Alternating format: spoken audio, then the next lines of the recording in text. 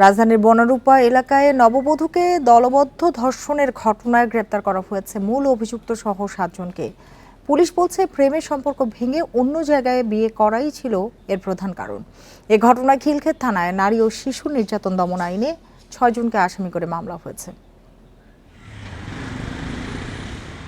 শুক্রবার সন্ধ্যায় স্বামীর সঙ্গে খিলক্ষেতের বনরূপা এলাকায় ঘুরতে যান ভুক্তভোগী ওই নারী। তাদের অভিযোগ, এ সময় আবুল কাশেম নামের এক ব্যক্তির নেতৃত্বে 7 জনের একটি দল তাদের অপহরণ করে। তারপর ঘটে গণধর্ষণের ঘটনা। মামলার এজাহারে বলা হয়েছে, আসামি আবুল কাশেম ওই নারীর পূর্ব পরিচিত। তাকে বিয়ে না করাতেই তাদের ঝোপে আটকে রেখে মুক্তিপণ দাবি করা হয় 3 লাখ টাকা, আর তা আনার জন্য ছেড়ে দেয়া হয় স্বামীকে। সে সময় গণধর্ষণের শিকার হন ওই নারী। মুক্তিপণ দাবি করে যে এই টাকা না দিলে তাদেরকে মেরে ফেলবে বা তাদেরকে নির্যাতন করবে।